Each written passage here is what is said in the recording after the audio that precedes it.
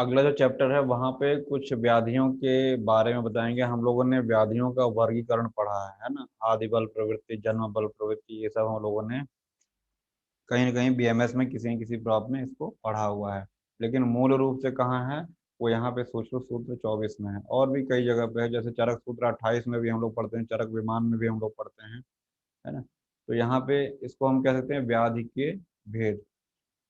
तो व्याधि के भेद की अगर हम बात करते हैं तो यहाँ पे सबसे पहले देखिए लिखा भी ओरिजिनल कंटेंट में आते हैं। तो यहाँ पे दो तरीके की बात की, एक तो शस्त्र साध्य, दूसरा स्नेह आदि क्रिया द्वारा जो साध्य होती है ना। तो ऐसा कह सकते हैं स्नेह आदि क्रिया द्वारा जो साध्य हो रही है, दूसरा क्या है, शस्त्र साध्य, ऐसा सुश्रुत बता रहे हैं। फिर इसके बाद शस्त्र आदि रोगों में स्नेह आदि का निषेध नहीं है, स्नेह साध्य में शस्त्र का निषेध है। यानी कि जो शस्त्र साध्य रोग हैं उसमें आप स्नेह का प्रयोग कर सकते हैं, लेकिन स्नेह से जो साध्य है उसमें शस्त्र का प्रयोग निषेध है, ये भी बताया है। सबसे इम्पोर्टेंट क्या है, ये तीन। तो इसको हम लोग कहते हैं आध्यात्मिक, आधिभौतिक और आधिदैविक। अब इस आध्यात्मिक में तीन कौन कौन से हैं, आधिभौतिक में कौन कौन सा है और आधिदैविक में कौन कौन सा है, वो भी नाम याद करना बहुत इंपॉर्टेंट होता है, ठीक है ना। तो इसको याद किए थे हम, आज दो आधा, क्या बोला हमने, आज दो आधा। तो आ से आदि बल, ज से जन्म बल, दो से दोष बल, आधा से क्या हो गया, आध्यात्मिक व्याधि। तो आज दो, आ ज दो, आदि बल प्रवृत्त, जन्म बल प्रवृत्त, दोष बल प्रवृत्त, ये तीनों किसमें आ गए, आध्यात्मिक व्याधि में। समझ में आया। यस। फिर दूसरा है आपका आदि भौतिक, इसमें आपका संघात बल प्रवृत्त है, क्या है, संघात। तो इसी संघात में शस्त्र और व्याल दोनों आ जाते हैं, ध्यान रखिएगा, है ना। तो संघात अगर पूछ लेगा शस्त्र और व्याल कृत कैसे हैं, आध्यात्मिक, सॉरी आध्यात्मिक हैं, आदि भौतिक हैं या आदि दैविक हैं, तो क्या आंसर लगेगा, आदि भौतिक। आदि भौतिक। तो आदि भौतिक में भी सब डिवीजन किया, संघात बल प्रवृत्त, और उसमें क्या गया, शस्त्र व्यालकृत। शस्त्र मतलब किसी इंस्ट्रूमेंट से, किसी औजार से लग जाए। व्याल मतलब जानवरों को बोलते हैं, है ना, जानवरों के द्वारा अगर कोई हानि पहुंच जा रही है, कोई व्याधि, तो व्याल बेसिकली उसी को बोलते हैं, मेरी जानकारी में तो अभी तक यही है। तो शस्त्र और व्यालकृत वो आदि भौतिक में आ गया, है ना। तो आध्यात्मिक, अभी कहोगे कि आधा से तो आदि भौतिक भी हो गया, है ना। तो आध्यात्मिक और आदि भौतिक में फर्क समझ में आ जाता है, क्योंकि आदि भौतिक में सिर्फ और सिर्फ एक ही है, क्या, संघात। उसमें कंफ्यूजन नहीं होता है, कंफ्यूजन खाली आध्यात्मिक वाले में होता है, आज दो, है ना। फिर इसके बाद आदि दैविक, तो उसमें काल बल प्रवृत्त, दैव बल प्रवृत्त और स्वभाव बल प्रवृत्त, ये तीन है, ठीक है ना। आदि दैविक, इसको देव याद कर सकते हो, काल, दैव और स्वभाव, ये तीनों किसमें आ गए आपके, आदि दैविक। आदि दैविक। अब एक एक चीज हम लोग देखते हैं उसमें क्या क्या है। शुक्र शोणित की वजह से जो माता पिता से जो व्याधियां मिलती हैं उसको हम कहते हैं आदि बल प्रवृत्त, है ना, जिसको हम बोलते हैं जेनेटिक डिसऑर्डर। तो किस में आ गया, आदि बल प्रवृत्त, ठीक है, बोलो भाई। Yes sir. Yes sir. तो जिसमें कुष्ठ है, अर्श में है, क्षय, तो ये सब, उसमें प्रभृति शब्द भी आएगा, तो अभी वहां पे हम लोग चलेंगे देखेंगे ओरिजिनल में। तो कुष्ठ, अर्श में, क्षय आ जाता है। और ये जो है आदि बल दो प्रकार का हो गया, मात्रज और पित्रज, है ना, तो याद रखिएगा इसको। जन्म बल प्रवृत्ति क्या हो गया, हम लोग जानते हैं कि गर्भिणी जो है चौथे महीने में क्या हो जाती है, दौहिर्द हो जाती है ना। तो दौहिर्द अवस्था चौथे महीने से, किसी किसी के अनुसार तीसरे महीने से है, तो उसको जो भी खाने की इच्छा होती है उसको देना चाहिए। और वहाँ पे हम लोग पढ़ते हैं, जब शारीरिक स्थान हम लोग पढ़ते हैं या फिर प्रसूति पढ़ते हैं, मासानुमासिक, वहाँ पे गर्भिणी परिचर्या वगैरह पढ़ते हैं, तो वहाँ बताया जाता है कि अगर ये नहीं करेगी, ऐसा करती है तो ये हो जाता है, तो वो हो जाता है, तो पंगु हो जाएगा, बधिर हो जाएगा, मूक हो जाएगा, जन्मांत, ये सब पढ़ाया जाता है वहाँ पे हम लोग को। तो वो सब किस में आ जाता है, यानी कि माता के मिथ्या आहार विहार के सेवन करने से क्या होता है, जन्म बल प्रवृत्ति। तो कभी कभी कंफ्यूजन लगता है, हम जन्म बल प्रवृत्ति को सोचते हैं, जन्म तो माता पिता दोनों देते हैं, तो हमारा कंफ्यूजन से आंसर क्या लग जाता है जन्म बल प्रवृत्ति में, शुक्र शोणित वाला, और वहां पे कैसा हो जाता है, हमारा आंसर गलत हो जाता है। तो शुक्र शोणित वाला क्या है दोस्तों, शुक्र शोणित से आदि बल प्रवृत्ति, आदि और जन्म में क्या आ जाएगा, केवल और केवल माता उसमें दोषी है, ठीक है ना। तो क्या है उसमें देखिए, रसकृत एवं दौहृद अपचारकृत, रसकृत है और दौहृद मतलब दौहृद अवमानना जिसको हम लोग बोलते हैं, तो इससे क्या होगा, जन्म बल प्रवृत्ति। और दोष बल प्रवृत्ति क्या है, आमाशय समुत पक्वाशय और शारीरिक मानसिक, यानी कि दोष के अनुसार जो व्याधियां हो रही हैं उसको हम क्या बोल रहे हैं, दोष बल प्रवृत्ति, आमाशय पक्वाशय समुत शारीरिक या मानसिक। इसके बाद संघात को हम कह सकते हैं चोट लगना, है ना, संघात का मतलब एक्सीडेंटल भी कह सकते हैं। तो शस्त्र देखिएगा हम लोग अक्सर क्या होता है, फिजिक्स में ही बनते हैं, इंस्ट्रूमेंट जितने बनते हैं कहाँ बनते हैं, केमिस्ट्री में तो बनेंगे नहीं, फिजिक्स में ही बनते हैं। तो भौतिक में शस्त्र वाला आ जाता है, और शस्त्र क्या होता है, संघात होता है। तो ऐसे भी एक दिमाग में इमेजिन करेंगे तो कभी गलत नहीं होगा कि आदि भौतिक में क्या आ जाएगा, शस्त्र और व्यालकृत। समझ में आया। Yes, sir. फिर आता है तीसरा, आधि दैविक, देव है यहाँ पे, कालो ही भगवान स्वयंभू, ऐसा हम लोग पढ़ते हैं, काल भगवान है। Yes sir. तो दैविक में क्या आ गया, पहला काल है, तो व्यापन्न ऋतुकृत एवं अव्यापन्न ऋतुकृत, अभी हम इसको पढ़ेंगे। तो ऋतुओं के अनुसार जो व्याधियां हो रही हैं वो काल बल प्रवृत्ति में आ गया। दैव बल प्रवृत्ति क्या है, विद्युत अशनिकृत पिशाच आदिकृत संसर्गज एवं आकस्मिक, है ना। तो याद रखिएगा ये किसमें हो गया, दैव की वजह से, दैवी यहाँ पे स्वभाव की वजह से, स्वाभाविक व्याधियां, क्षुत पिपासा जरा मृत्यु और निद्रा, कितनी है ये, 5 बताई हैं सुश्रुत में, क्षुत पिपासा जरा मृत्यु और निद्रा, ये 5 प्रकार की। कहीं और ये हम पढ़ाए हैं, याद आ रहा है कुछ, स्वभावज प्रथम व्याधि, अध्याय में। स्वभावज व्याधि है वो प्रथम अध्याय में। कहीं बताया है, वहां भी बताया था मैंने। तो ये कालकृत और अकालकृत भेद से 2 प्रकार की होती है, ध्यान से सुनो क्या बोलने जा रहा हूँ मैं, कई बार मेरा गलत हुआ है। पूछता है कि कालकृत एवं अकालकृत भेद है, पहला ऑप्शन रहेगा काल बल प्रवृत्ति व्याधि, दूसरा दैव बल प्रवृत्ति व्याधि, तीसरा स्वभाव बल प्रवृत्ति व्याधि, और चौथा कोई और या इनमें से कोई नहीं। तो आपका पहला आंसर क्या जाएगा, काल एवं अकाल को देख के किधर जाएंगे, सर स्वभाव बल प्रवृत्ति। वो तो अब जाओगे ना, लेकिन पहले कहाँ जाओगे, काल बल प्रवृत्ति, यहाँ भी काल लिखा है वहां भी काल लिखा है, तो इसलिए कंफ्यूजन में हम काल, तो याद रखिएगा कालकृत और अकालकृत जो जो इसके भेद बताए गए हैं वो किसके हैं, स्वभाव के हैं, न कि काल बल प्रवृत्ति में है। और काल बल में क्या है, व्यापन्न ऋतु और अव्यापन, यानी ऋतु के बारे में वहां पे आया है काल, वैसे भी काल के अंदर ही ऋतु आती है, यस सर। ठीक है। तो उसको ऋतु काल ऐसे, तो ऋतु काल उसको ऐसे याद करिएगा। स्वभाव में क्या है आपका, कालकृत कालकृत और अकालकृत। और दैव में क्या हो गया, विद्युत अशनिकृत। इसको ऐसे दिमाग में रख लीजिए कि अगर कोई जा रहा है रास्ते में, बिजली गिरेगी तो ऊपर वाले की बेरहमी से ही गिरेगी।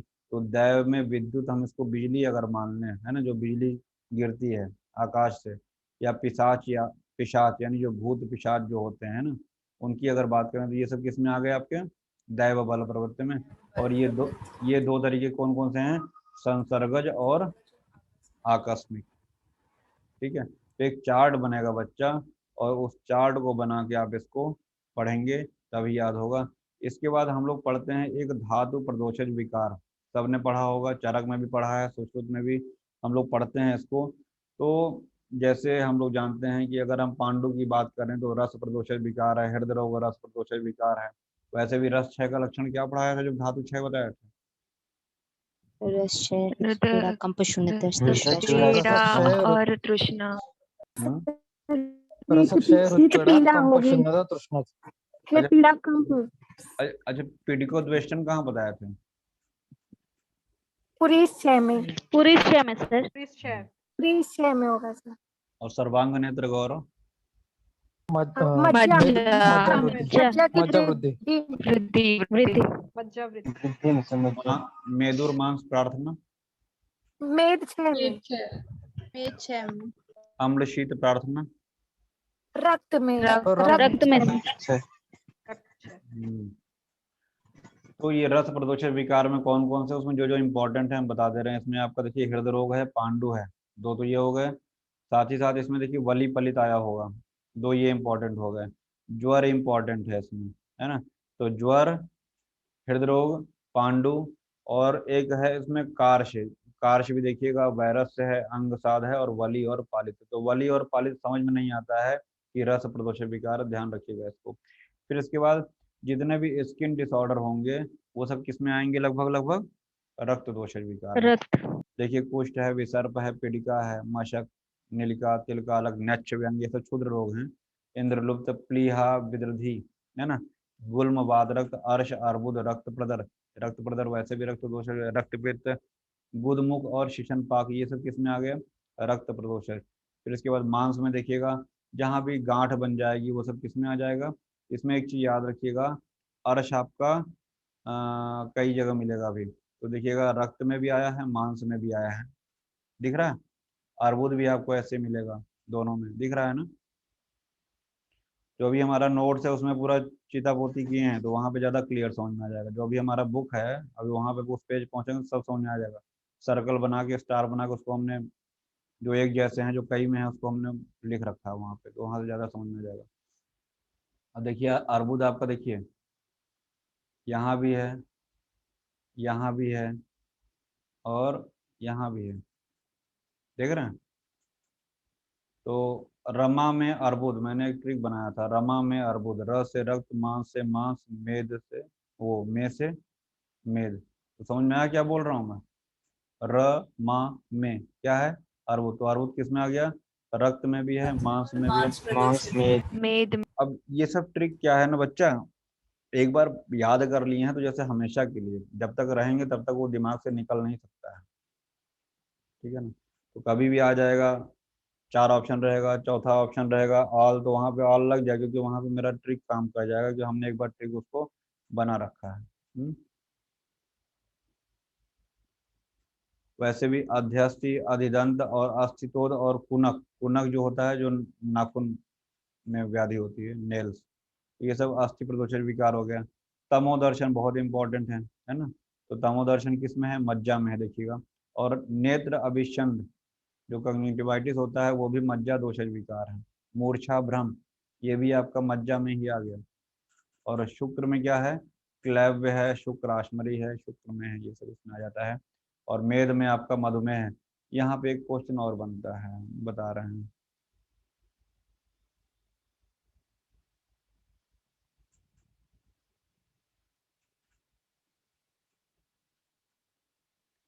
अगर व्याधि की बात करें तो यहाँ पे देखिए मधुमेह किसमें है, मेदज मेद विकार। मेदज में। अगर व्याधि की और हम बात करते हैं तो एक ज्वर यहाँ पे आया, रस में आया है, हृदय रोग और पांडु, दो व्याधियां यहाँ पे आ गई, ठीक है। किसमें, रस में। कभी कभी हैंग करने लगता है, ठीक है। फिर इसके बाद अगला है कुष्ठ है, और गुल्म है, वात रक्त है, ये सब किसमें है, रक्त प्रदर। उसको आप नोट करिएगा, जब लिखेंगे तो याद हो जाएंगी चीजें। तो ओष्ठ के रोग भी मधुमेह और मेदोज, और ये अर्बुद, गलगंड जिसको हम लोग ग्वाइटर बोलते हैं, वृद्धि है, ग्रंथि है। याद रखिएगा ग्रंथि आपको वहां पे नहीं है, किसमें, मांस में। ग्रंथि किसमें है,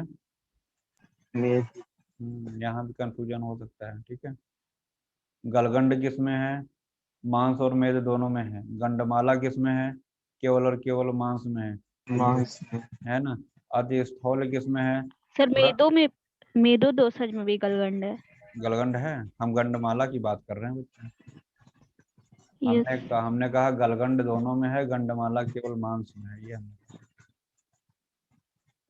समझे, नहीं समझे। Yes sir. गलगंड दोनों में है, गंडमाला केवल मांस में है ना।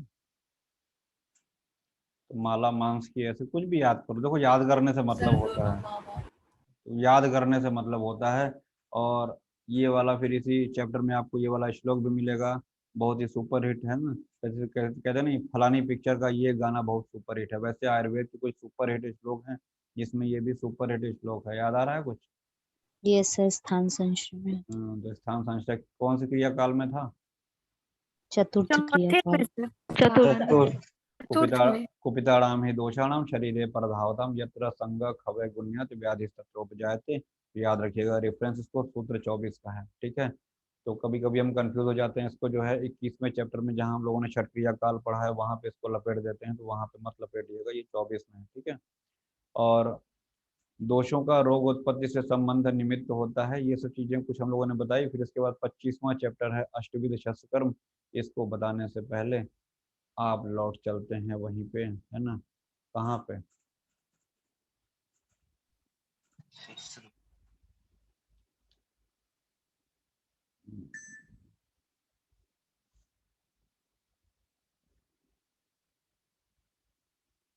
अब एक बार उसको हमने बता दिया है ना, तो अब आपको समझने में थोड़ा सा आसानी रहेगी। तो शस्त्र कर्म चल रहा है।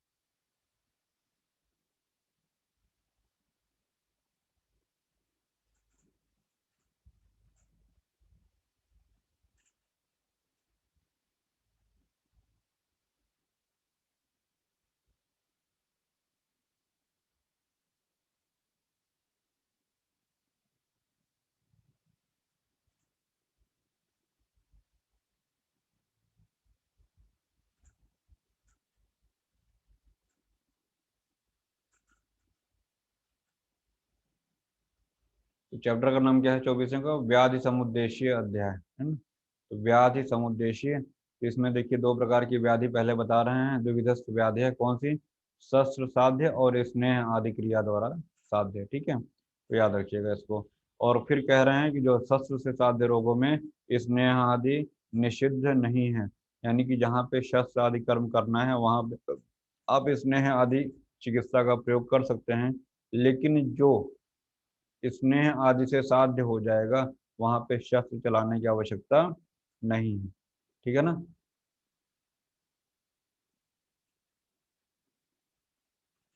अंतः परिमार्जन बाह्य परिमार्जन शस्त्र प्राणिधान, ये जानते हैं कि नहीं? 3 प्रकार की ये भी यस सर। चिकित्सा होती है। हाँ सर। अंतः परिमार्जन, अंतः शोधन जो करते हैं, बाह्य परिमार्जन दोषों को बाहर निकालने के लिए, और शस्त्र प्राणिधान यानी कि जो शल्य कर्म करते हैं, जो शस्त्र कर्म करते हैं। तो ये भी यहाँ पे विमर्श में तीनों चीजें दे रखी हैं, है ना, चरक का, उसको भी याद रखिएगा। फिर कह रहे हैं अस्मिन् पुनः शास्त्रे सर्वतंत्र सामान्यत सर्वेशा व्याधिनाम यथा स्थूलम अवरोध क्रियते प्राग भेदम, क्या लिखा है? तद, क्या लिखा है ये? संयोगो व्याध्या सर इति। ख संयोगो। दुख तद दुख संयोग व्याधि। दुख संयोगो सर, हाँ। दुख संयोग ना, तो तद दुख संयोग व्याधि। तो यहाँ पे हम लोग जानते हैं कि क्या बताया था, कोई बताए फटाफट, दुख का व्याधि से क्या कोरिलेशन है? एक चरक व्याधि की में परिभाषा बताई गई है अपने सुश्रुत में। सुख संयम, सुख सर संयम सुख संग आरोग्यम सगम विकारो, अवरुद्ध विकारो दुख में विकार दुख में विकार जो है दुख है, तो वही यहाँ भी बता रहे हैं कि तद दुख संयोगो व्याधि इति तच्च दुखम त्रिविधम। दुख यानी दुख को यहाँ पे हम कह सकते हैं कि व्याधि की परिभाषा या पर्याय ही बता रहे हैं ना। दुख जो है एक तरीके से क्या है? व्याधि का पर्याय है। तो चाहे दुख पूछें दुख कितने प्रकार के हैं, या व्याधि पूछें कितने प्रकार के, तो आंसर क्या होगा? 3 प्रकार के, आध्यात्मिक, अधिभौतिक और अधिदैविक। अब देखिए आधि तीनों में लगा है, तो याद करने के लिए आत्मिक, भौतिक और दैविक, ये 3 याद करिए, तो आपको कभी कंफ्यूजन नहीं होगा, ठीक है ना। तो आत्मिक, आध्यात्मिक, आधिभौतिक और अधिदैविक, ठीक। फिर इसके बाद आगे है पंच महाभूत शरीरी समवाय पुरुष यदि उच्यते, ये भी हम लोग जानते हैं क्या है? आध्यात्मिक। आदि भौतिक यहाँ से मत पढ़िए, विमर्श से आप कंफ्यूज हो जाएंगे। हाँ, जैसे हम लोग यहाँ पे सुश्रुत को पढ़ रहे हैं, वाग्भट में ये आया हुआ है। वाग्भट ने व्याधियों को 7 प्रकार से बताया है: सहज, गर्भज, जातज, पीड़ज, कालज, प्रभावज और स्वभावज।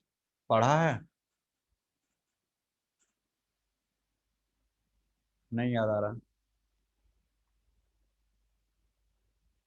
ऐसे पढ़े।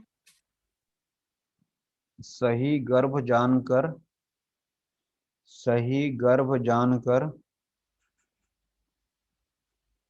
पीड़ा का स्वभाव, पीड़ा का प्रभाव, सही गर्भ जानकर पीड़ा का प्रभाव, लास्ट में है स्वाहा, स्वाहा, स्वाहा से स्वभाव हो जाएगा। तो सही से सहज हो गया, गर्भ से गर्भज, जानकर जातज हो गया, सही गर्भ जानकर पीड़ा से पीड़ज हो गया, सही गर्भ जान पीड़ा का से कालज, प्रभाव से प्रभावज और स्वभावज हो गया। तो ये वाघभट्ट के साथ हैं, इसको भी याद रखिएगा। तच्चु सप्त विधे व्याधय, सप्त विधे कैसे बोल दिया, 3 3 और 1, अभी हम लोगों ने पढ़ा है ना वहां पे। तो 7 प्रकार से करने कैसे हो गए, पहले हम लोगों ने पढ़ा आध्यात्मिक, आध्यात्मिक में कौन कौन सा था, आज 2, क्या था, सर आज 2 आज दो आधा, आधा, हम्म, आदि बल जन्म बल। जन्म बल और आज 2 आधा, आदि बल प्रवृत्त जन्म दोष बल। बल और दोष बल। हम्म,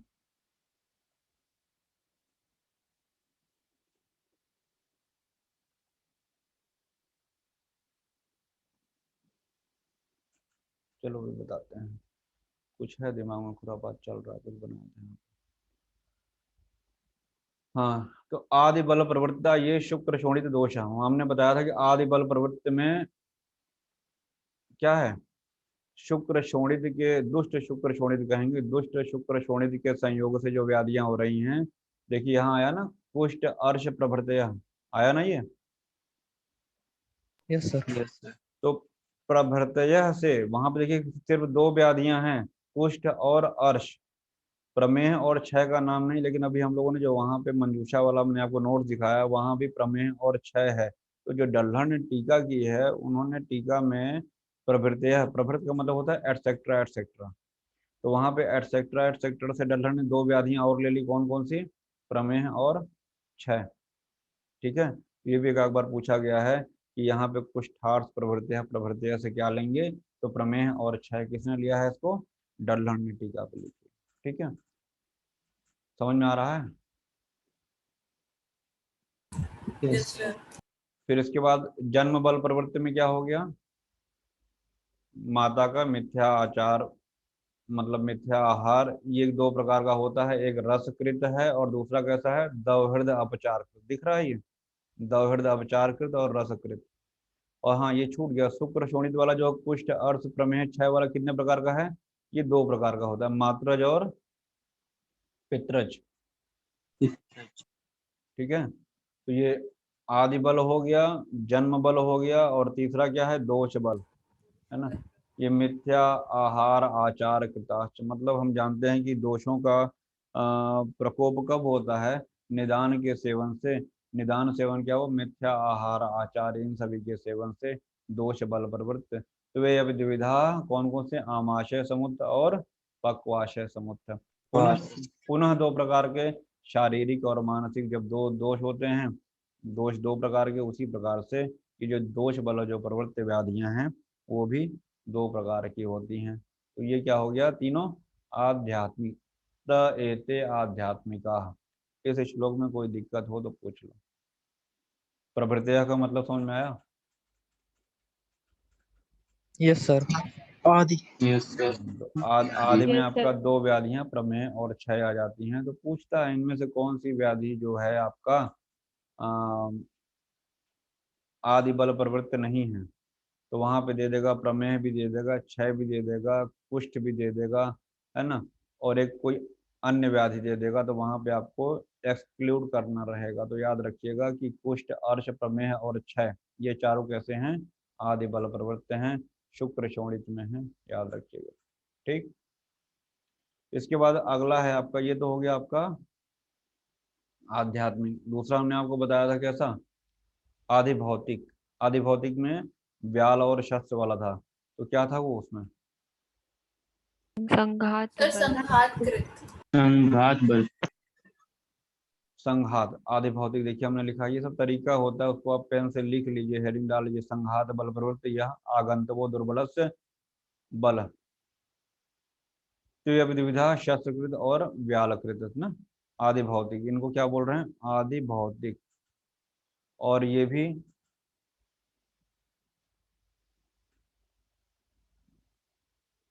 ये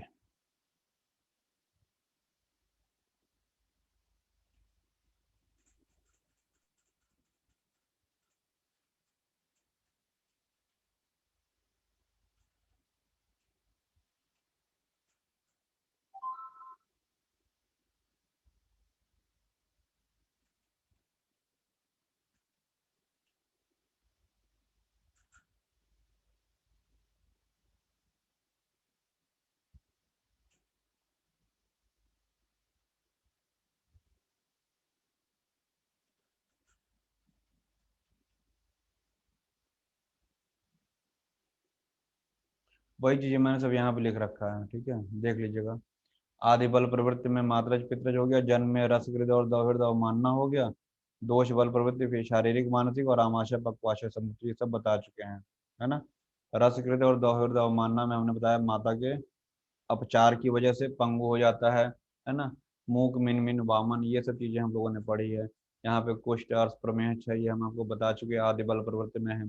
स्वभावज व्याधियां क्या है? क्षुध पिपासा जरा मृत्यु और निद्रा, ये भी हमने आपको बता दिया। और काल और अकाल भेद से दो प्रकार की होती हैं, स्वाभाविक है ना। और आपका दैव बल में अभी हमने आपको बताया, अभी आगे भी आ रहा है, दो प्रकार के हैं। कौन कौन से हैं? विद्युत इंद्र वज्रपात, वही हमने जो बताया कि जो बिजली गिरती है और पिशाच की वजह से, और ये भी दो प्रकार की है, संसर्गज और आकस्मिक। तो ये सब चीजें देख लीजिएगा।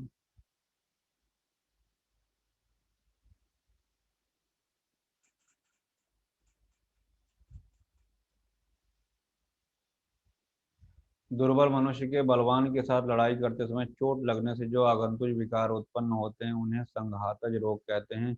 शस्त्रों से उत्पन्न तथा व्याल, वही सर्प शेर आदि जो भी जानवरों से होता है, आदि से उत्पन्न, ऐसे इनके भी दो भेद होते हैं। ये आदि भौतिक व्याधि होते हैं। आदि भौतिक क्या हुआ? मतलब कि अवकाश से ज्यादा पहलवान लोगों से लड़ने से होता है। आगंतवो दुर्बलस्य बल विग्रहात, मतलब कि दुर्बल है और अपने से पहलवान से लड़ रहा है, तो कैसी व्याधि होगी वहां पे? संघात। आदि भौतिक। हम्म, आदि भौतिक, याद आदि रखिए। भौतिक।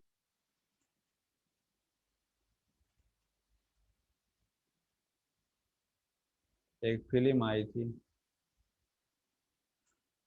एक बार, जो मैंने कमिटमेंट कर दी तो मैं खुद की भी नहीं सुनता। चुलबुल पांडे थे, थाना बजरिया से किंग कॉन्ग, क्या था ना, दुबला पतला सा बोलता है जब वो मंडप पे उठाने जाता है, तो पुलिस वाला कहता है नहीं, अपनी औकात से ज्यादा नहीं बोल रहे हैं। क्या नाम था उसका? छेदी सिंह। हाँ, बहुत पिक्चर देखते थे। तो वैसे ये वो भी अपनी औकात से ज्यादा बड़े से भिड़ गया था, तो उसको भी यही वाली व्याधि हो गई थी, चला गया ऊपर। चलो आगे बढ़ो। इसके बाद क्या है आपका अगला? क्या बचा? दैविक। दैविक में पहला क्या था? काल। काल बल। दूसरा क्या था? दैव बल दैव। प्रवृत्ति। दैव। तो दैव काल, दैव और स्वभाव, ये सारी स्वभाव। चीजें हम आपको बता स्वभाव। चुके हैं। वो जो नोट्स वहां पे था, अभी जो हमने आपको पहले दिखाया, तो वहां से इसको देख लीजिएगा, उसको हैंड राइटिंग में लिख लीजिएगा, कुछ भी अलग से यहाँ पे नहीं है, सब वही चीज है यहाँ पे, ठीक है। वो एक तरीके से नोट्स ही जो भी हमने आपको पहले दिखाया था, वहां से इसको एक प्रॉपर नोट्स बना लीजिएगा इसको। फिर इसके बाद सर्वेशांच व्याधिनाम वात पित्त श्लेष्माण एवं मूलम, हम लोग जानते हैं कि सभी व्याधियों का मूल क्या है। अभी त्रिस्थूण भी हम लोगों ने पढ़ा था कि वात पित्त कफ क्या है, शरीर को धारण करते हैं क्या? ऐसा पढ़ा है पीछे त्रिस्थूण के बारे में, अभी हम लोगों ने पढ़ा था। तो यस सर पढ़ा है। सभी रोगों यस का सर। मूल कारण क्या है? वात पित्त कफ ही है, क्योंकि उन रोगों में वात पित्त और कफ के लक्षण मिलने से उन लक्षणों के अनुसार वात आदि दोष है, चिकित्सा करने पर रोग शांति रूपी फल दिखाई देने से शास्त्र का भी प्रमाण है कि वात आदि ही सब रोगों के कारण होते हैं, ठीक है, याद रखिएगा इसको।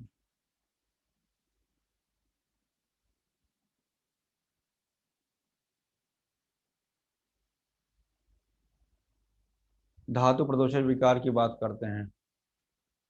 रस में देखिएगा अन्न द्वेष, भोजन में अरुचि, अजीर्ण, ये सब तो देखिए डाइजेशन से संबंधित हो गया, ठीक है ना। भोजन करने की इच्छा, अन्न में द्वेष, भोजन में अरुचि, दोनों एक जैसे। अन्न अश्रद्धा, अश्रद्धा मतलब भोजन करने की इच्छा न होना। अरोचक, अजीर्ण, इनडाइजेशन, अविपाक लिखा हुआ है, इनडाइजेशन बोलते हैं। अंगमर्द, कुल मिलाकर देखिए तो कहीं ना कहीं जैसे कफ बढ़ा हुआ है, तो ऐसा कुछ। भाई आम की कंडीशन अजीर्ण कब होगा? जब कफ बढ़ा रहेगा, है ना।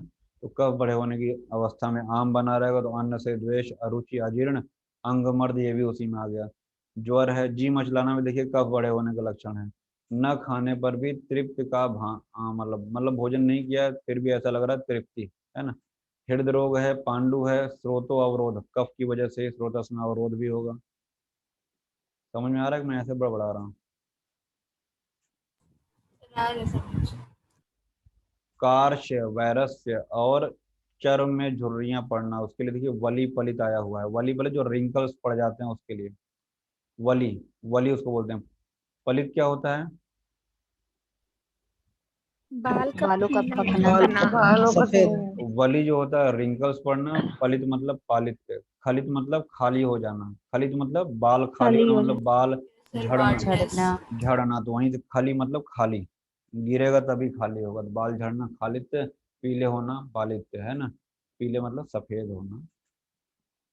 आगे देखिएगा, कुष्ठ, विसर्प, पीड़िका, ये सब किसमें है? और जो क्षुद्र रोग हैं कुछ इंद्रलुप्त है, याद रखिएगा इंद्रलुप्त भी है, इंपॉर्टेंट है इंद्रलुप्त, है ना। प्लीहा, विदर्धी, गुल्म, वात शोणित यानी वात रक्त, अर्श, अर्बुद, ये सब किसमें है? अश्रिगदर। अश्रिगदर क्या होता है? रक्त प्रदर को बोलते हैं। दिख रहा है? हाँ ये सर, यस श्लोक सर। में।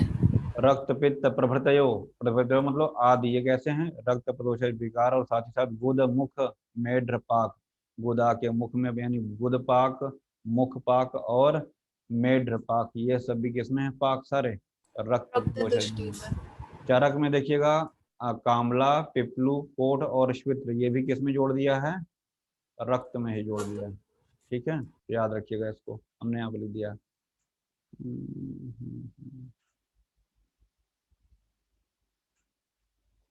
कुछ यहाँ पे हमने कलाकारी की है। अर्बुद जो है आपका रमा में है, रक्त मांस में, दिख रहा है ये लेफ्ट साइड में जो पेन से लिखा है, हाँ सर, लिखवाया आपने रमा में अर्बुद। ये मैं इसकी बात कर रहा हूँ। ये देखिए अर्बुद ही लिखा हुआ है ना ये। और अर्श और अर्बुद दोनों में कॉमन क्या है? रक्त और मांस, ठीक है। थोड़ा सा और नीचे आएंगे, इसमें देखिएगा हमने लिखा हुआ है अंग मर्द, जो आपका दो जगह मिलेगा, रस और रक्त दोनों में, दिख रहा है ये। और गलगंड दो में कॉमन है, कौन कौन सा कॉमन है ये? मांस और मेद। मांस मांस और में। मांस और मेद। अब इसके बाद आ जाइए, अब देखिए आपका मांस की दृष्टि से आपका अर्बुद और अर्श, है ना।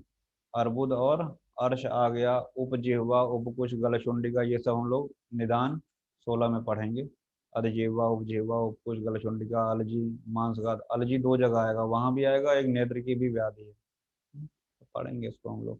मांस संघात, ओष्ठ प्रकोप, गलगंड, गंडमाला, ये सब बच्चा जब तक नहीं लिखोगे याद नहीं होगा, ये जान लो, हम बता रहे हैं। मेदो से हमने बताया मधुमेह इंपॉर्टेंट है। अतिस्वेद, जो मेदस्वी व्यक्ति रहेगा, मेद बहुत ज्यादा रहेगा, उसको पसीना भी बहुत आएगा, अतिस्वेद भी है इसमें, ग्रंथि है इसमें। अस्थि में हमने आपको बताया अध्यास्थि, ऑस्टियोमा बोल रहे हैं, अधिदंत और कुनक। कुनक भी हम लोग क्षुद्र रोग में पढ़ेंगे। और एक और आया है इसमें, अस्थि तो शूल, कुनक, ये हिंदी में सब गलत शब्द लिखा, उसको मत पढ़िएगा, है ना। तमोदर्शन किस में है? मज्जा में।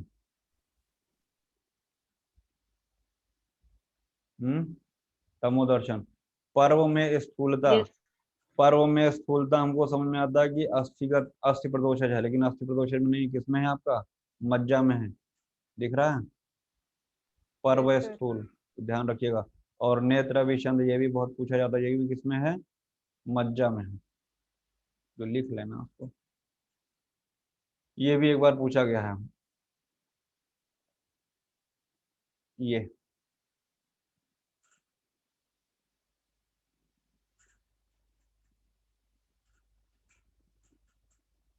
अरुशाम,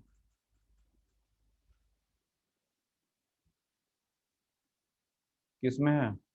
मज्जा में ही है, चरक के अनुसार है। फिर शुक्र में क्लैव्य है और अप्रहर्षण है। अप्रहर्षण वातक्षय का है लक्षण, ये वातक्षय है, और ये सभी आपका शुक्र प्रदोषज विकार में आ गया। क्लैव्य इंपॉर्टेंट है, याद रखिएगा इसको।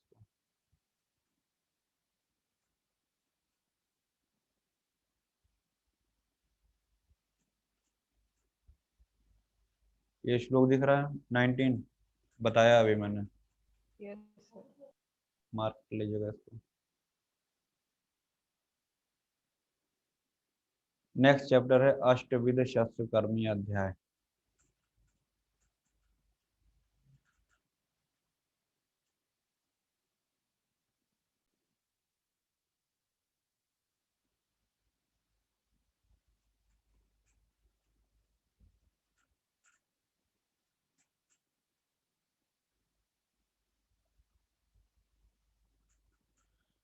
अष्टविध शस्त्र कर्म के बारे में हमने आपको पीछे भी कहीं पढ़ाया था, कुछ बताया था, छेदी भैया लेवे है, छेदन भेदन लेखन वेदन सर, लेखन। Sir yes sir. यस और हमने सर। आपको वहां पे ये भी बताया था कि चरक के अनुसार कितने होते हैं? 6। 6। तो बेसिक वहां पे हम बता चुके थे, कुछ लिखाया भी था।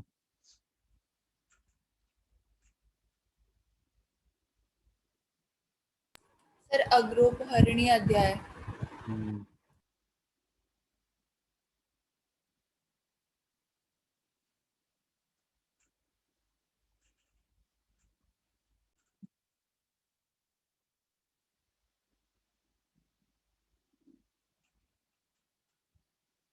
देखिए लिखा हुआ है पहली लाइन, सुश्रुत के मत से शस्त्र कर्म कितने हैं? 8 हैं। चरक के मत से कितने हैं? 6 हैं, लिखा हुआ है। और वाघभट्ट के मत से कितने हैं? 12। 13। 13। उग्र कुमद करके हमने लिखाया था, याद आ रहा है? Yes sir. यस सर, याद है सर। उत्पाटन उद्धरण। मैंने आपको बताया था 8 और 5 ऐड हो जाते हैं। उग्र कुमद, उत्पाट्य, और क्या, ग्रह से ग्रह, कुटन।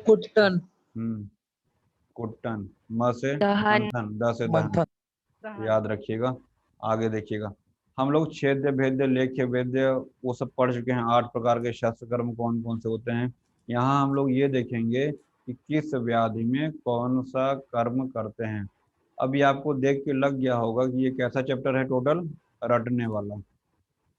अब आपको इसका अंदाजा लग गया होगा ये चैप्टर कैसा है, टोटल रटंत विद्या पे है ये। दूसरी बात, जब हम लोग ज़्यादा से इसमें शालाक्य वाले मुख रोग वाले भी यहाँ पे आएंगे, शल्य वाले पार्ट और शालाक्य वाले ज़्यादा आएंगे, क्योंकि शस्त्र कर्म वहीं पे करेंगे, शल्य में और शालाक्य में। तो जनरली पूछा जाता है कि इस व्याधि में क्या करेंगे। तो जब हम वो व्याधि पढ़ेंगे तो वहाँ भी जब चिकित्सा पूछी जाएगी तो हमको उस रेफरेंस में भी याद होना चाहिए। इसलिए ढंग से पढ़िएगा किस व्याधि में हमको कौन सा शस्त्र कर्म प्रयोग करना है। तो सबसे देखिएगा, छेदन की बात अगर हम करें, यहाँ पे आप एक चार्ट बनाइएगा बाकायदे। हालांकि नोट्स हमने आपको भेज रखा, जब वो वाला चैप्टर हमने पढ़ाया था वहीं पे पीडीएफ भेजा हुआ है, देखेंगे तो होगा। ठीक है। तो छेदन की अगर हम बात करते हैं, छेदन मतलब एक्सीजन। एक्सीजन का मतलब क्या होता है? निकाल देना मतलब। बिल्कुल हटा देना, उसको अलग कर देना काट के, है ना। तो भगंदर में है और भगंदरा ग्रंथीय श्लेष्मिक तिल काल का। तो ग्रंथि जो है, भगंदर तो अलग हो गया, ग्रंथि भी कैसी है? श्लेष्मिक ग्रंथि, यानी कि कफज ग्रंथि की बात कर रहे हैं। ठीक है, हमने उसको किया हुआ है, समझ में आ रहा है कि नहीं?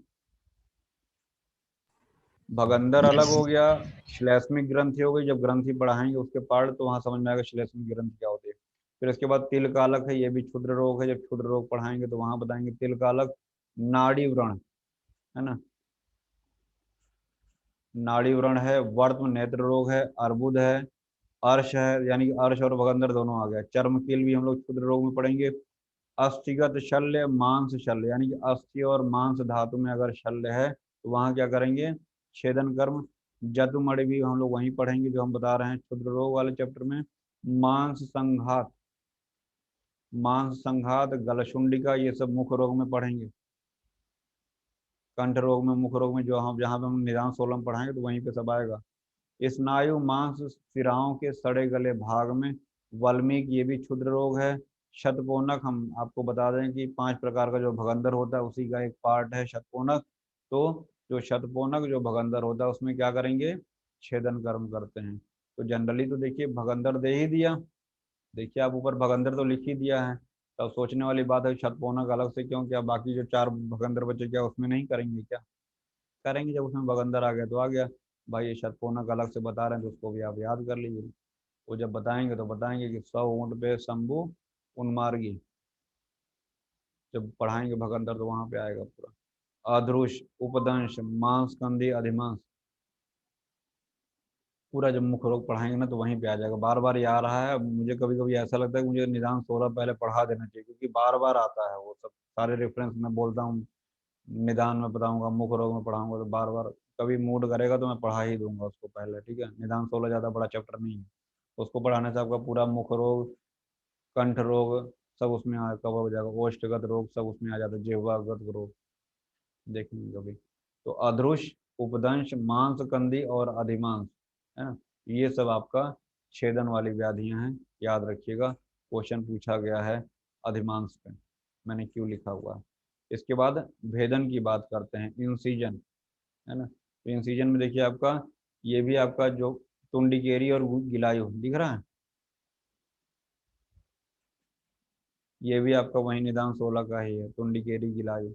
और इसके साथ ही साथ वृंद रोग, अलजी और पुष्कारिका, इसको लिख लेना भाई, बना लेना। विसर्प में आया होगा, विसर्प में भी आपका यहाँ पे भेदन करते हैं। और अश्मरी, अश्मरी यानी कैलकुलस को निकालने के लिए बस्ती तथा अन्य मेदोजन्य रोगों में आपका भेदन कर्म है।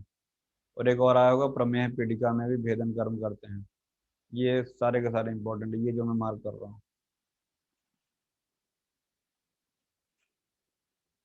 लिखे देखे कि नहीं?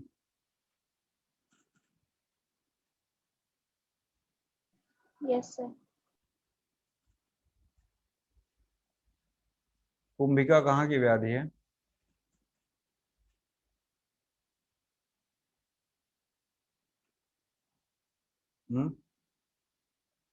कुष्ठ में। इसके बाद लेखन कर्म, मैंने लिखा हुआ है लिखो रोहिणी क्लास में, लिखा हुआ ना, लिखो रोहिणी क्लास में। तो लिखो से लेखन हो गया, रोहिणी से रोहिणी जानते हैं, डिप्थीरिया से कोरिलेट करते हैं रोहिणी को। Yes, sir. क्लास में किलास हो गया, Yes. किलास, किलास भी आया होगा कहीं यहीं पे।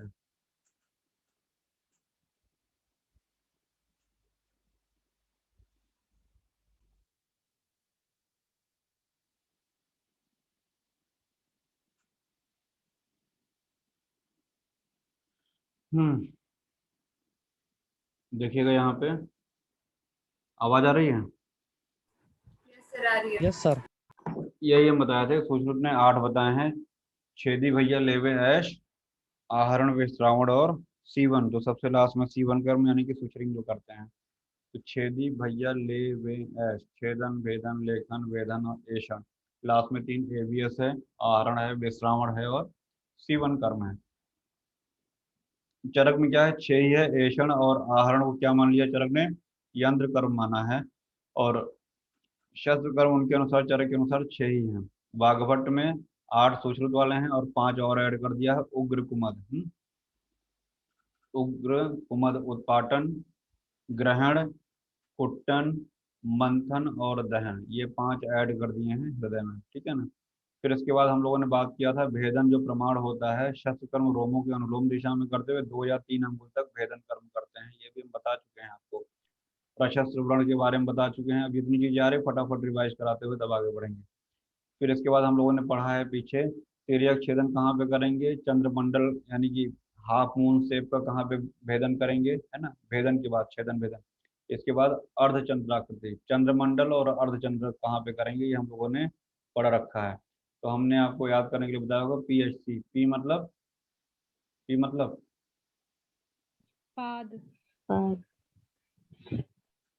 सी मतलब चंद्रमंडल, है ना, पैर, हाथ, ये चंद्रमंडल, और इसके बाद हमने आपको गुद उपस्थ बताया था अर्धचंद्र के आकार का। तो जो भी आपको ट्रिक समझ में आए ये देखिएगा, ये भी हम लोग पढ़ा चुके हैं योग्या। जाओ भैया, डिस्चार्ज हो रहा है, जाओ, बहुत पढ़ते हो ना। ये योग्या हम बता चुके हैं, यहाँ योग्या हम रिवाइज कराने नहीं जा रहे हैं। ये देखिए, ये सीतापोती वाला एक आपको यही ढूंढ रहे थे कब से, मुझे 15 मिनट लग गया। दिख रहा है आपको सबको? Yes sir.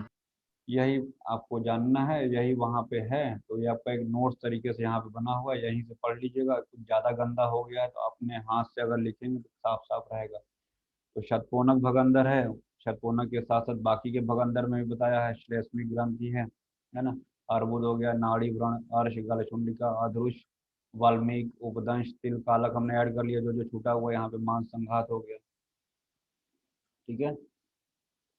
वहां पे लिखा हुआ है छेदिनी ध्रुव की शुंड में संघात किया, है ना। तो छेदी यहाँ पे छेदन मतलब छेदन हो गया। ध्रुव यहाँ पे ध्रुव से भी कुछ होगा, यहाँ पे देखिएगा। अधरुष, शुंड से गलशुंडिका हो गया, संघात से मांस संघात हो गया। तो कुछ भी बना के आप जैसे भी आपको याद हो आप याद करिएगा। फिर इसके बाद आपका यहाँ पे लिखा है मैंने, भले प्रमोद ने, आपके पास नोट्स है, ये वाला भी देख लीजिएगा एक बार, हम डिकोड कर दे रहे हैं। भले प्रमोद ने दोनों पप्पुओं को तुंड से बांध के गीला किया। दिख रहा है सबको? ये वाला, ये मैं पढ़ रहा हूँ। भले प्रमोद ने, तो भले से क्या हो जाएगा? भेदन। प्रमोद से देखिए कहीं प्रमेय पीड़िका आया है? आया है। Yes sir. दोनों पप्पू, यहाँ दो पप्पू आया होगा। पप्पू मतलब पुप्पुट, एक ताल पुप्पुट होगा, एक और कुछ होगा पप्पू, दंत पुप्पुट, ये अलग से लिखा मैंने। दंत पुप्पुट और तालु पुप्पुट, तुंड से बांध के तुंडिकेरी होगा, कहीं दिखा? हाँ है। बांध के, बांध से भी कुछ होगा, बता रहे हैं क्या है बच्चा। बद्ध गुदोदर, बांध से बद्ध गुदोदर, और गीला से क्या हो गया? गिलायु होगा। मिला? तो एटलीस्ट आपके इस भले प्रमोद ने दोनों पप्पुओं को तुंड से बांध के गीला किया, अगर इससे कोई व्याधि पूछ लेगा तो एटलीस्ट गलत तो नहीं होगा, ठीक है ना। फिर विसर्ग हो गया, वृद्धि और ग्रंथि, ये आपका छूटा हुआ है। तो हम लिखा नहीं रहे क्योंकि हमने आपको पीडीएफ नोट्स भेज रखा है ग्रुप में, वहां से इसको नोट्स बनाइएगा, मैं देखूंगा सबका। इसके बाद है लेखन। लेखन के लिए, हाँ, रोहिणी ने मंडल की क्लास में जिह्वा पे अर्श लिखा। ये दिख रहा है सबको? ये वाला, ये रोहिणी ने मंडल की क्लास में जिह्वा पे अर्श लिखा। तो रोहिणी से रोहिणी हो गया, मंडल से आपका मंडल कुष्ठ हो गया, क्लास में क्लास हो गया, जिह्वा, अधिजिह्वा और उपजिह्वा दोनों हो गया। अर्श मतलब अर्श आया होगा, ये है ना। लिखा से लेखन कर्म हो गया। बोलो। Yes sir. इतना देखो डीप में जाके कोई नहीं बता पाएगा आपको, हम बता दे रहे हैं। किसी का गर्ज नहीं लगा रहता है कि आपको एक एक चीज रटाए बच्चों की तरीके से, बच्चा बन के। समस्या हमको भी आई थी तो मुझे पता है कैसे दिक्कत आती है, इसलिए जो बनाया है बता दे रहे हैं। नोट्स बनाना आपका काम है। फिर इसके बाद आता है वेधन कर्म। वेधन यूँ समझ लीजिए कि जहाँ पे एक तरीके से जैसे मूत्र सर वृद्धि, व्रण शोथ में या व्रण, यहाँ पे अगर बात करते हैं तो मूत्र वृद्धि जलोदर दिया हुआ है, पक को गुल में दिया हुआ है, ठीक है ना। इसको याद रखिएगा। और ऐषण शल्य युक्त नाड़ी में, ऐषण ऐषणी का जहाँ प्रयोग करते हैं, और उन्मार्गी, दो ही है, उन्मार्गी व्रण में और शल्य युक्त नाड़ी में। आहरण इंपॉर्टेंट है, हम लोग इसके पहले भी आहरण जो सर्व फण मुखी ऐसा कुछ पढ़े थे तो वहाँ बताए थे आहरण कर्म। याद आ रहा है कुछ ऐसा? शर्करा, अश्मरी, दंत मूल, कर्ण का जो मल होता है, मूल गर्भ, इनको निकालने के लिए आहरण कर्म करना चाहिए। और इसके बाद विश्रावण कर्म, ये बहुत इंपॉर्टेंट है कि श्लीपद उन्होंने डार्क किया होगा, श्लीपद पूछा जाता है तो श्लीपद में विश्रावण कर्म करते हैं। कुष्ठ में भी देखिए कि ऊपर मंडल कुष्ठ कई जगह आया है, किलास आया हुआ है, यहाँ पे कुष्ठ लिखा हुआ है। अब देख लीजिए कहाँ पे कुष्ठ, कहाँ पे किलास, कहाँ पे मंडल कुष्ठ आया, उसको एक बार देख लीजिएगा सब। और कर्णपाली के रोग, कर्णपाली के उपद्रव बताए थे, याद आ रहा है? कितने बताए थे? 10 सर। 7। 10 10 सर। 10 की 15 था? 10 सर। सर 10 था। 10 था सर। 15 क्या बताए थे जिसमें सही वह का संधान। संधान सर। कर्ण संधान विधि। Yes sir. कर्णपाली के जो रोग हैं वहां भी विश्रावण कर्म करेंगे। और साथ ही साथ देखिएगा यहाँ पे एक सेकेंड रिकॉर्ड करना पड़ेगा। हाँ, वो सीता के ससुर कुश बेस्ट हैं। क्या लिखा है? वो सीता के ससुर। वो से यहाँ पे विश्रावण हो गया, सीता से सीताद आया होगा, ये भी निदान 16 का ही है। ससुर से यहाँ पे देखिएगा सौशीर लिखा हुआ है ना, ये भी निदान 16 का ही है। बेस्ट, बेस्ट भी निदान 16 का ही है। ये दंत वेस्ट मिला। बोलो भाई, ऐसे मुंह बना के पढ़ो। Yes sir. और कुछ से आपका उपकुश, ये भी निदान 16 का ही है। तो तब वहां पे पढ़ाएंगे। अब आपको समझ में आ रहा हो कितनी इंपॉर्टेंट व्याधि है, मतलब चैप्टर है वो। तो विश्रावण कर, वो सीता के ससुर कुश बेस्ट हैं। और दूसरा है पप्पू ने शालू के कृमि को कांटे से विश्रावण किया। पप्पू ने शालू के कृमि का, पप्पू यहाँ पे आया होगा। फिर यहाँ पे देखिए पप्पू से क्या है, दिख रहा है कुछ? पप्पू दंत पुप्पुट। शालू से क्या होगा? अरे कभी नाम ही नहीं सुना तुम लोगों ने? कंठ शालूक लिखा हुआ है। कृमि से कृमिदंत। कृमिदंत। कांटे से तालुकंटक। विश्रावण यानी विश्रावण कर्म, वो से भी कुछ आया होगा। यहाँ पे भी पांचों विरोधियां यहाँ पे शायद है ना। सन्निपात के अतिरिक्त शेष पांचों विरोधियों में विश्रावण कर्म करते हैं। साथ ही साथ आपका पुष्ट श्लीपद इम्पॉर्टेंट है। और एक वृंद भी है। ये सब निदान 16 में पढ़ाएंगे। और अब इतना निदान 16 कर रहे हैं हम। आपको कल परसों 2 दिन निदान 16 ही पढ़ाएंगे। ठीक, पढ़ लीजिए उसको। और सीवन कर्म कहाँ करते हैं? भिन्न एवं सुलेखित व्रण और मेदोज व्रण में। तो ये आपका सीवन कर्म हो गया दोस्तों। जो वो सीता के ससुर कुछ बेस्ट हैं। पप्पू ने शालू के कृमि को कांटे से विश्रावण किया। तो लिख डालिएगा। ये एक वृंद लिखा हुआ है, ये कंठ शालूक लिखा हुआ है, हम आपको सब बता दे रहे हैं। दंत पुप्पुट लिखा हुआ है। एक अपना नोट्स बना डालिएगा। सीवन कर्म भी आएगा तो बता दे रहे हैं। 4 प्रकार का सीवन कर्म होता है। वेल्लितक होता है, गोफणिका होता है, तुन्न सेवनी और ऋजु ग्रंथि। इसको याद करने का ट्रिक क्या है? वेग ऋतु। क्या बोला हमने? वेग ऋतु। वे से वेल्लितक, ग से गोफणिका, री से ऋजु ग्रंथि, तू से तुन्न सेवनी। तो वेग ऋतु ये आपकी 4 सीवन कर्म के प्रकार हैं। जैसे हम लोग पढ़ रहे हैं कि बंधन के अयोग्य व्रण दहन, सॉरी, बंधन के अयोग्य, दहन के अयोग्य। अभी क्या पढ़ा था? कुष्ठ नाम वे चुष्टा नाम। ऐसा क्या था वो? काहे के लिए अयोग्य था वो? अभी पढ़ा है ना, आज ही तो पढ़े हैं, कल भी पढ़े थे। सर स्नेह और शस्त्र कर्म वाला।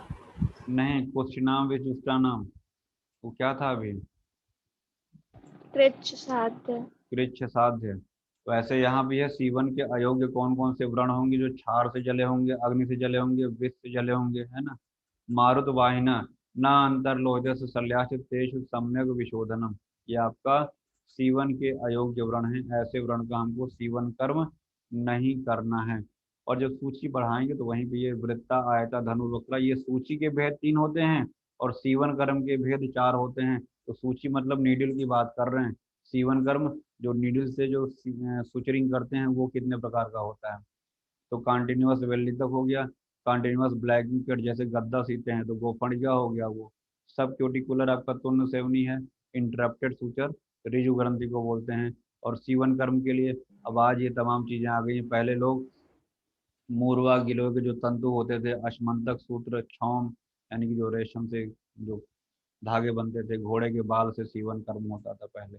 तो सीवन हेतु द्रव्य हो गया। सूची भेद 3 प्रकार की, ये सब हम आपको बताएंगे जब कभी सीवन पढ़ाएंगे। तो यहाँ पे मुझे नहीं लगता है कि और कुछ बताना होगा।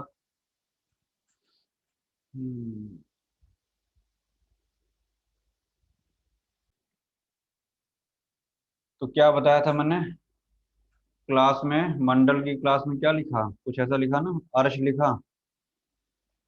तो वहां से पढ़िएगा, उसमें कुछ चीजें यहाँ पे और ऐड कर लीजिएगा, है ना।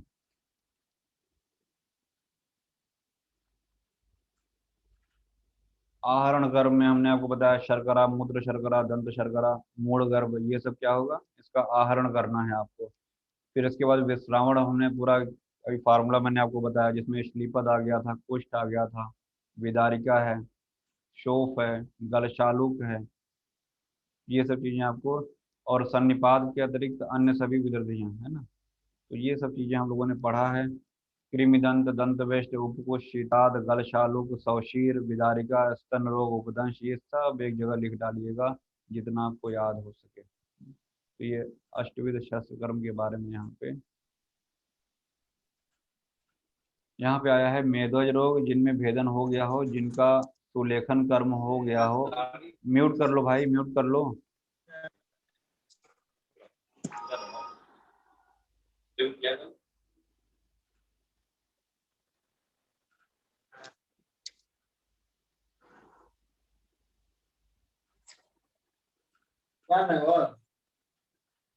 मजा लाएंगे तो भाई, एक दो साल में ही मजा लाएंगे।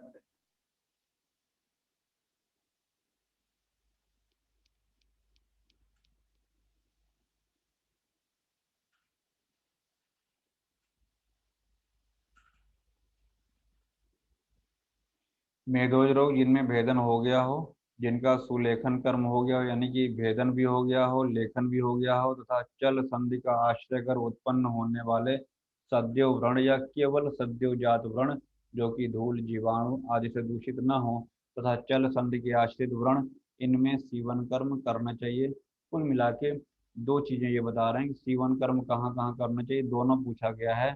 सद्यो व्रण में करेंगे और चल संधि व्यापाश्रिता, है ना, दोनों क्वेश्चन पूछा गया है कि ये क्या है, सीवन कर्म के योग्य हैं। यहाँ पे हमको सीवन कर्म करना होगा, यानी कि चल संधि के आश्रित व्रण पे और सद्य व्रण पे हमको सीवन कर्म करना है। अभी हमने बताया है कि क्षार, अग्नि, विष, दुष्ट में वहां पे क्या करना है, सीवन कर्म नहीं करना है। तो क्षार, अग्नि और विष से व्याप्त तथा जहाँ वायु जिनसे निकलती हो, जहाँ पे हवा के बुलबुले कह सकते हैं, जहाँ से वायु निकल रही हो, जिनके भीतर दूषित रक्त और शल्य रह गया हो, वहां पे सीवन कर्म नहीं करना चाहिए। न अंतर्लोहित शल्य, मतलब उसके अंदर कुछ छूट ना गया हो। होता है ना, कभी कभी सर्जरी कर रहे हैं कुछ छूट जाता है, भैया पहले सब देख लो कोई अंदर शल्य, लोहे का पार्टिकल कुछ ऐसा रहे तो नहीं गया है, तभी सीवन कर्म करना है। तो वही यहाँ पे कह रहे हैं, अंदर कोई दूषित रक्त न रह गया हो, कोई शल्य, यानी शल्य मतलब फॉरेन बॉडी उसमें रह न गया हो, ऐसी जगह पे वहां पे सीवन कर्म नहीं करते। बीएचयू में पूछा गया था सीवन कर्म के अयोग्य। और यहाँ पे इसको ओरिजिनल कंटेंट, न तो वंक्षण कक्षा अल्प मास, वंक्षण कक्षा और अल्प मास, ऐसी जगह पे भी क्या करते हैं, न तो, यानी कि यहाँ भी सीवन कर्म नहीं करेंगे। नहीं समझे, ये भी पूछा गया है।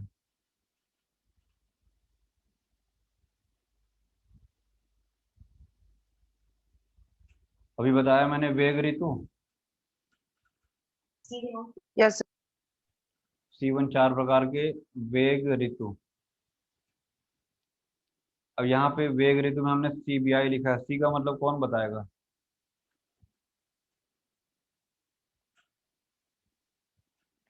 कंटिन्यूअस सूचर, बी का मतलब ब्लैंकेट, ब्लैंकेट, आई का मतलब इंटरप्टेड। अभी बताया है, इतना जल्दी भूला जाओगे, थक गए हो का, जब हम नहीं थक रहे हैं निस्वार्थ भाव से। आपका तो फिर भी स्वार्थ है, पीजी का एग्जाम देना, हमें कौन सा एग्जाम देना है, देना है क्या हमको कोई एग्जाम, तो आप कहे थक जा रहे हैं।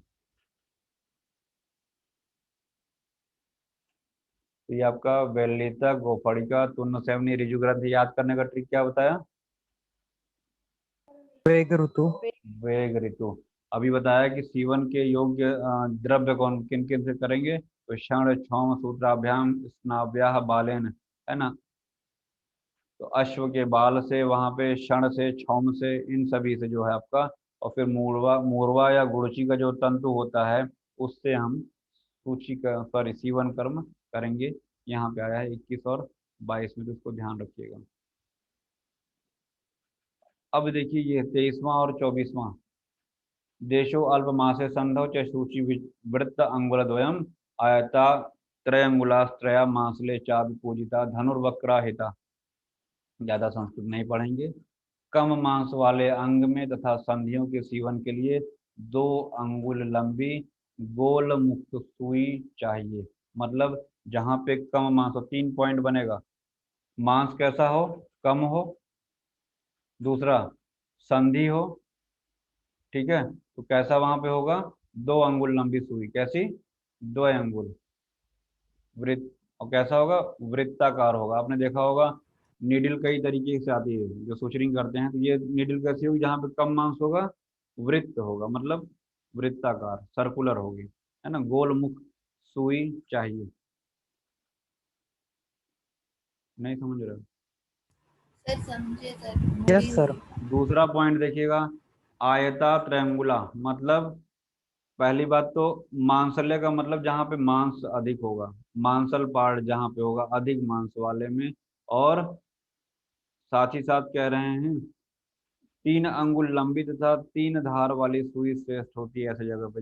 यानी कि जहाँ पे मांस अधिक है वहां पे 3 अंगुल, त्रय अंगुल और त्रयस्रा, 3 अंगुल लंबी और 3 धार वाली वहां पे।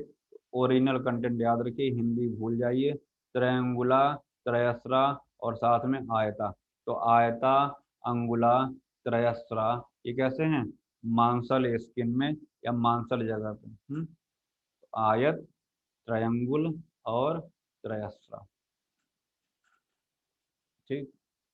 तो ये हमारा एक मित्र था, आयत था, वो मोटा था, मांसल था, मैंने उससे याद कर रखा था, है ना। तो 3 3 आयत, तो इस तरीके से मुझे याद था। आप भी कुछ अपने ऐसे करके याद रख लीजिएगा। और तीसरा देखिएगा यहाँ पे आया होगा मर्म स्थान में, वृषण कोश में, उदर के सीवन कर्म के लिए धनुष के समान टेढ़ी सुई ठीक होती है, यानी धनुर्वक्र। कहाँ पे? मर्म, फलकोश, उदर, है ना। तो ऐसी जगह पे अगर आपको करना है तो कैसी? धनुर्वक्रा, धनुष के समान जो नीडिल होगी उसका प्रयोग करेंगे। इस तरह मालती के पुष्प के वृंत के अग्रभाग के समान मोटी गोल तीक्ष्णा वाली 3 तरह की सुइयां बनवानी चाहिए। अब यहाँ पे लास्ट में कह दिए हैं कि मालती पुष्प वृंत के अग्र भाग के समान मोटी। अब यहाँ पे अभी तो उसका शेप की बात कर रहे थे, यहाँ क्या बता रहे हैं? उसकी टाइप। चौड़ाई की बात कर रहे हैं, उसकी मोटाई की बात कर रहे होंगे, है ना। तो मालती पुष्प का जो वृंत होता है उसके अग्रभाग के समान मोटी, है ना। वैसे ही गोल और तीक्ष्ण अग्रभाग के समान 3 तरह की ये सुइयां। तो 3 तरह की सुइयां कौन कौन से हो गई? वृत्त, आयत और तीसरा धनुर्वक्र। वक्र। तो वृत्त कहाँ पे? जहाँ पे मांस कम होगा। आयत कहाँ पे? जहाँ मांस अधिक मांस होगा। अधिक होगा। और धनुर्वक्र मर्म फलकोश उदर पे। 2 अंगुल कहाँ पे? अल्प मांस में। त्रयंगुला, त्रयस्रा मांसल भाग मांसल में। में। आंसर में। और आपका धनुर्वक्रा में कोई भी शेप और ये सब नहीं, मतलब लंबाई चौड़ाई ये सब कुछ नहीं बताया है। तो मालती पुष्प, ये चमेली पुष्प, मालती वाला याद रखिएगा, मालती भी आया है यहाँ पे। और सीवन कर्म करने का एक तरीका यहाँ पे देख लीजिएगा, नाति दूरे निकृष्टे व सूची कर्माणि पातयेत दूराद्रुजो व्रणोष्ठस्य सन्निकृष्टे अवलुंचनम। इम्पॉर्टेंट है, ये भी पूछा जाता है कि अब यूजी में भी पूछा जाता है। मॉडर्न तो लिखेंगे आयुर्वेद में यहाँ कि हमको सीवन कर्म करते समय क्या ध्यान देना चाहिए। तो बेसिकली यहाँ पे क्वेश्चन पूछा जाए सूची कर्म व्यापत्तियाँ, तो आंसर उसको क्या होगा? 2। सूची कर्म व्यापत्ति 2 है। व्रणोष्ठ के सीवन कर्म में सुई को न तो अधिक दूर करें, ठीक है, न अधिक समीप प्रयोग करना चाहिए। अर्थात जो टाँके लगा रहे हैं ज़्यादा दूर दूर भी होना नहीं चाहिए और ज़्यादा पास पास भी। नाति दूरे निकृष्टे व सूची कर्माणि पातयेत। नाति दूरे निकृष्टे, न तो बहुत दूर न तो बहुत पास करना चाहिए। दूर दूर लगाने से क्या होगा? तनाव होगा, ध्यान दीजिएगा। दूराद रुजो व्रणोष्ठस्य, है ना। दूराद रुजो, रुजा है उसमें, दूर से क्या होगा? रुजा होगी। नहीं समझे भैया? दूरात रुजो, अगर इसको संधि विच्छेद करेंगे, दूरात यानी दूर करने से क्या होगा? रुजा, रुजा मतलब वेदना होगी। अगर सीवन कर्म दूर दूर करेंगे तो तनाव की वजह से क्या होगा? वेदना होगा। क्या होगी? और सन्निकृष्टे, सन्निकृष्टे मतलब पास पास होने से क्या होगा? अवलुंचनम, मतलब कि जो उसके किनारे हैं वो टूट सकते हैं। है ना, इसलिए वैसे भी जब पास पास ज़्यादा आएंगे तो टूटने के चांसेस ज़्यादा रहते हैं। समझ रहे हो? समझ रहे हो नहीं समझ रहे हो? नहीं समझ रहे हो? तो दूरियों में नज़दीकियां बनी रहती हैं, ज़्यादा पास आते हैं तो सब टूट जाता है। इसलिए यहाँ लिखा हुआ है कि सन्निकृष्ट से व्रण के किनारे, व्रणोष्ठ के किनारे टूट सकते हैं। यही दो व्यापत्तियां हो गई। पास वो आने लगे जरा जरा, फिर दूर जाने लगे जरा जरा, ऐसे मुझे याद रहता है। दिमाग है, हम तो आयुर्वेद को एंजॉय करके पढ़ते हैं, हमारा आयुर्वेद एंजॉय नहीं ले सकता है।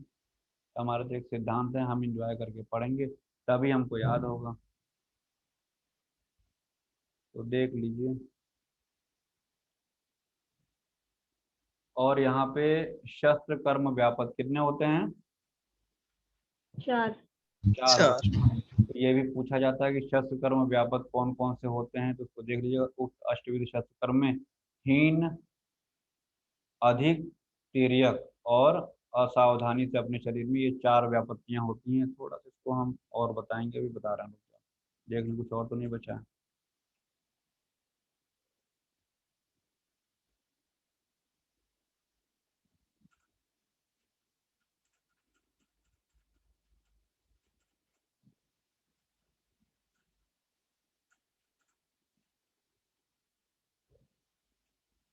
देख यार,